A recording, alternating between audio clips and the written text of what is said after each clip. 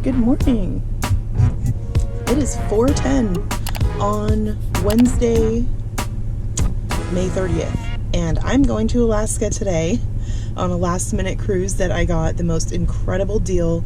I paid $298 for the cruise fare, plus taxes and fees came to $592, and I used some Alaska Airlines miles for my flight, so I ended up paying $6, actually $5.60 for a first class ticket.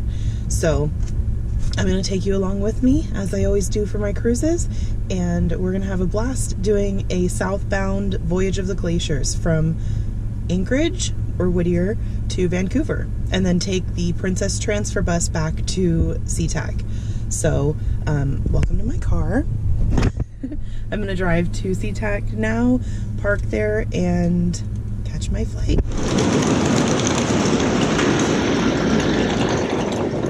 Here we go. It's only 5:10 and I'm already through security, so I'm gonna go try and find the new Alaska lounge. Here's the new lounge.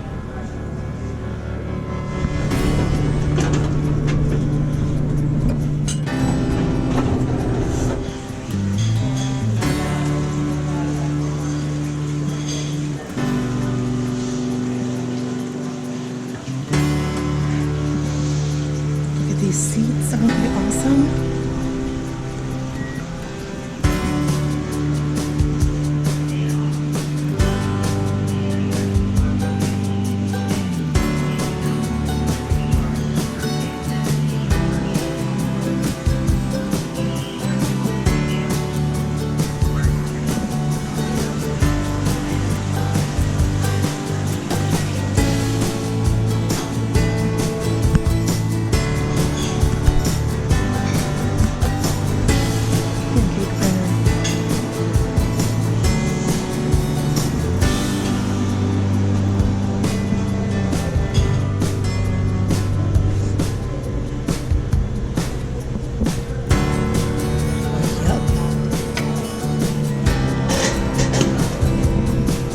Was still closed when I left.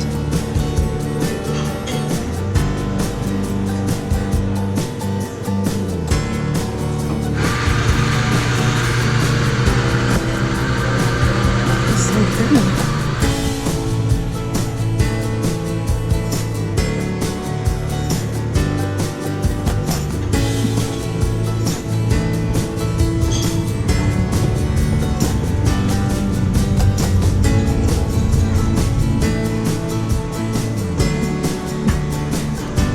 Yummy.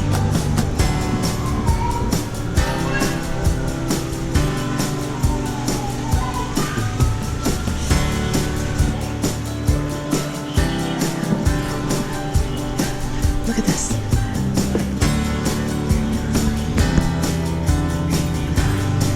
So perfect.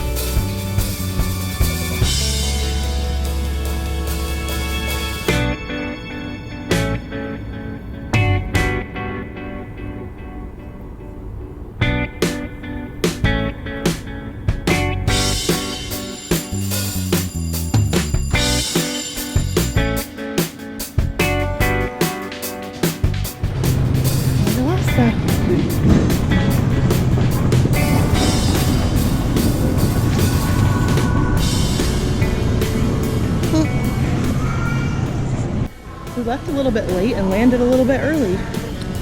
Baggage claim should be over here.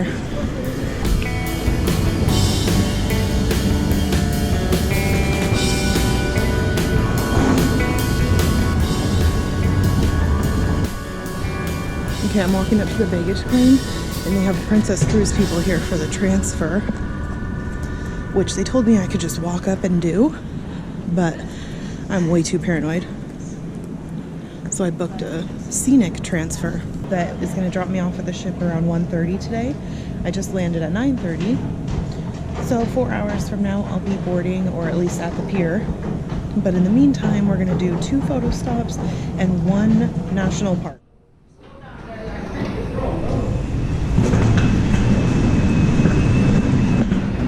Alright, the instructions said to come out here, find the bus that says ACT on it.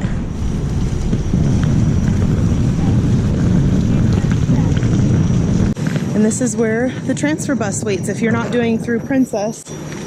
If you saw inside, they had a sign saying if you're with Princess, you check in your luggage right there before coming out. So the Princess transfer bus is leaving, and it is not even halfway full. They stopped taking reservations for the transfers 10 days out from the cruise, and I didn't book until 13 days prior. So by the time that I was able to book a transfer, it was too late.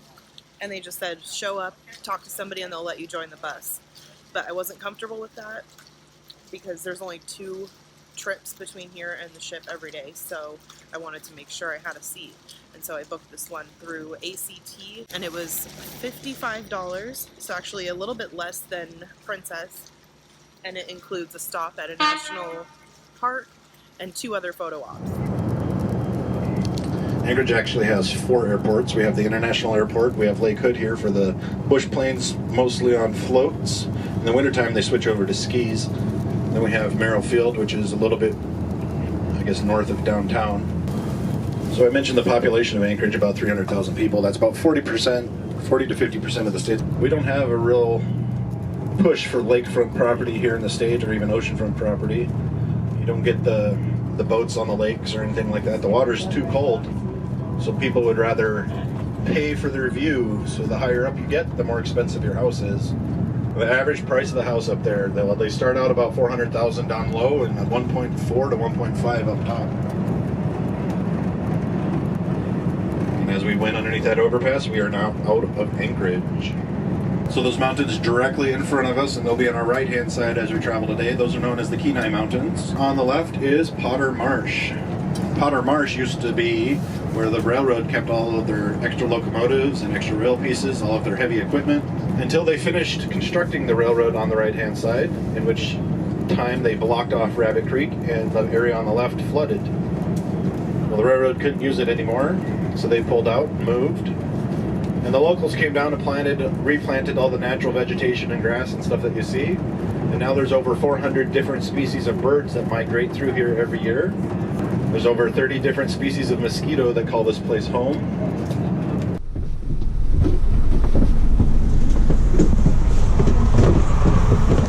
Thank you. This is called Beluga Point.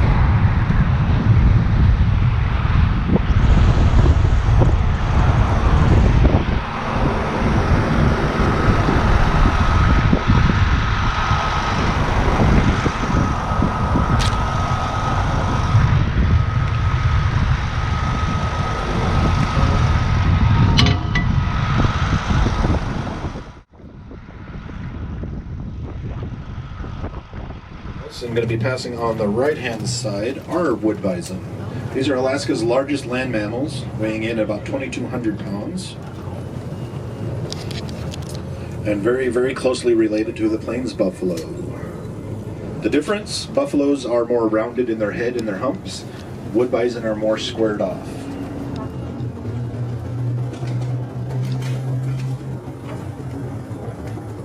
So we're going to be here for an hour or so. Probably a little bit longer. And that is plenty of time to walk around and see all the animals, go to the gift shop, if you want to use the restroom before we take off. I'm running over this coffee place first thing because they said it takes a while to make and I want to drink it while I walk around and stay warm because it is freezing, and I put my coat in my bag.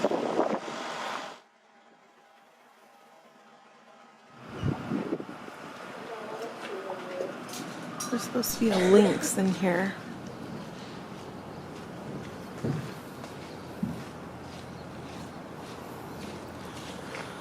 Oh, I wish I could see it.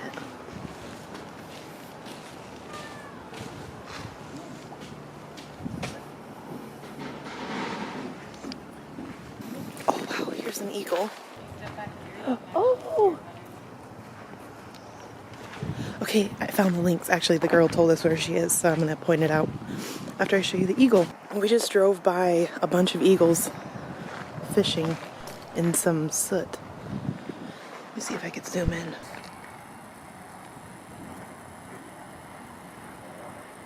Okay, so the lynx is way up there by the window.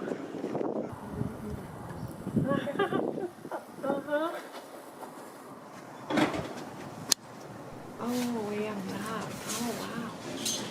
Oh.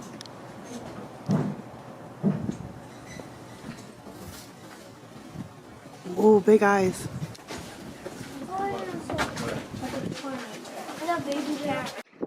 There's supposedly wolves over here.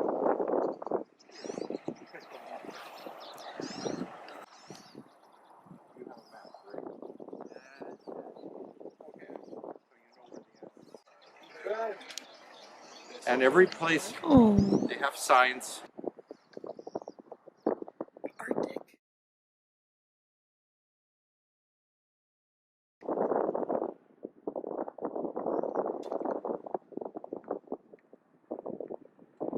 We do have quite a bit of time here. He's letting us stay here until 5 to 1. It's noon, or 12:05 right now. So if you wanted to walk around and see the bears or the eagle or the lynx, they actually have shows, I think, every couple hours too. This is a really nice place, but I would recommend bringing a jacket. I'm gonna walk over that red hut and try to finish my coffee. This was $3 for the 12-ounce Americano. Wow, the coffee really helped. I was not able to walk out here because I was freezing before I got this.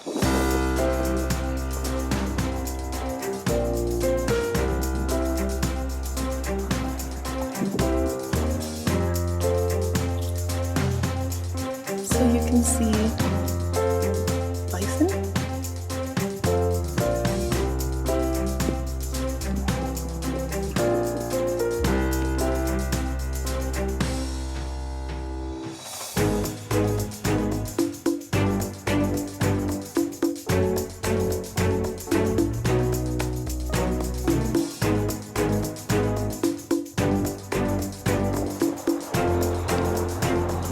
Oh my god, a porcupine. I've never seen one. How cute.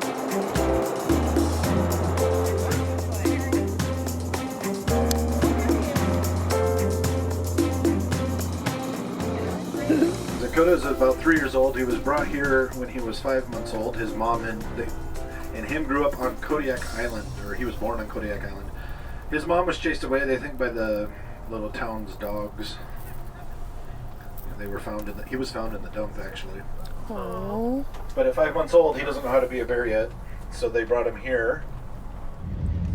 We have two different types of fresh water here in the state of Alaska. We have snow melt, or rainwater, which would be a clear stream. Then we have glacier-fed streams or rivers, and those are always going to be the cloudy, the real pretty blue, the green, or sometimes that muddy brown color. Now what gives the rivers those colors is the silt that's floating down in there. That silt is finer than cornstarch, finer than powdered sugar. And as that water keeps moving, the silt will always be suspended in it. It'll never settle down. Actually see a dividing line in the water right here.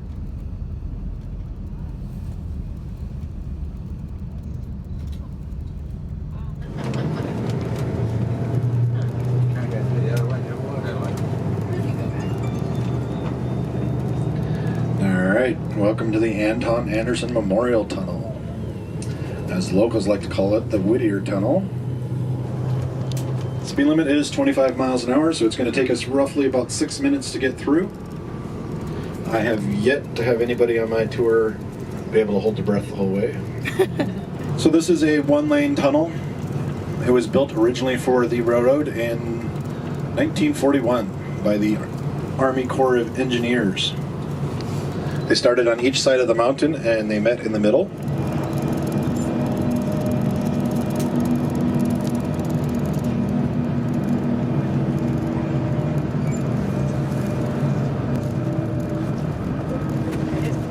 Alright, I see the end of the tunnel, which means we're going to be going here pretty quick. I'm not going to talk as we're driving through. I'm going to be concentrating keeping off the sides.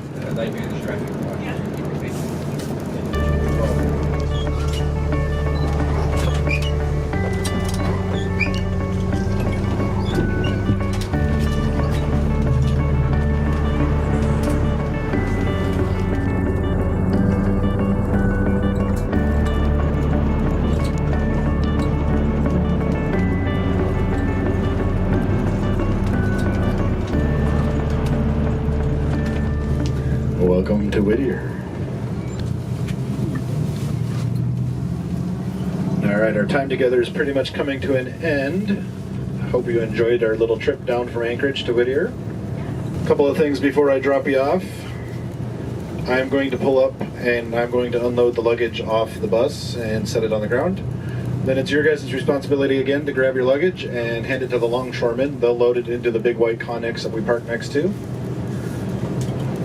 Make sure you have your passports or your identification with you, any money that you might need, maybe any medication or anything that you might need for the next couple hours while you're getting on the boat and getting into your room. I've heard that it could take up to 3 hours for them to get your luggage to your room, so you don't want to be without something for that length of time.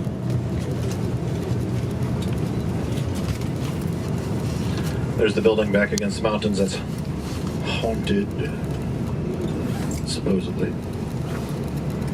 You would catch me staying the night in that. But yeah, just tucked up here around the corner on the right-hand side is the building where everyone does live. We just got here. 2 more buses showed up. Turning my luggage there. Now I'm gonna try and board.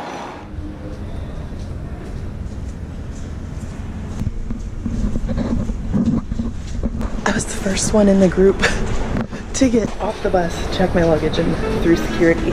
And that took 15 seconds. Not even kidding.